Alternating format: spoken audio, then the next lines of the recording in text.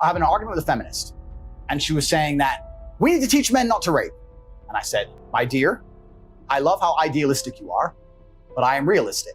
Men are already taught not to rape. She's like, no, we need to go and change language at school and rewrite history and do all the shit they're trying to do to make men weak, because they think that weak men don't rape, which is another argument I want to come back to, because weak men are the most dangerous men on the planet. Let's talk about that later. But I said, no, people already understand that rape is wrong. Unfortunately, human nature, some people don't care about doing wrong things. We should teach people not to steal, but they still steal. Would you agree that everyone says don't steal? The Bible says don't steal, the Quran says don't steal, schools say don't steal, everyone says don't steal, people still steal. So if I were to take $1 million in cash and walk down the street at night in the worst part of town holding it, to a degree I would have some responsibility. When I got robbed, the police would come and say, why did you do that? People would say, Andrew, why did you do that?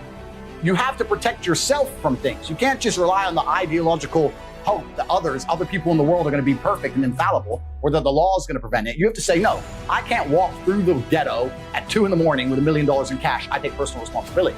She agreed. I said, then by extension, would you agree that the smartest thing a woman can do to prevent rape is not to sit here on a podcast and try and change the way men think and talk about your bullshit, but to take some degree of personal responsibility and not put yourself in a dangerous situation? I'm not saying that's going to prevent all rape. I'm not saying that rape is okay. Rapists should be executed. I'm not saying that every single woman who was ever assaulted could have prevented it. I'm not saying any of that. I'm saying the smartest thing a woman can do is say, this is dangerous. Going home with this guy I just met is dangerous. Walking through this area by myself is dangerous. Let me call a taxi. Let me call my brother. Let me go with my husband. Isn't that a more intelligent way to teach women to prevent themselves from being raped, as opposed to telling them, you can do whatever you want, walk around in the middle of the night naked, it's no problem, men shouldn't rape, men are the problem. I said, what you're trying to do is illogical.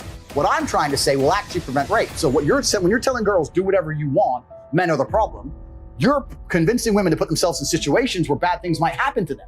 Whereas I'm saying, listen, women and men, look after yourselves. I'm a full-grown man, 4-time kickboxing world champion. There's places I don't go alone.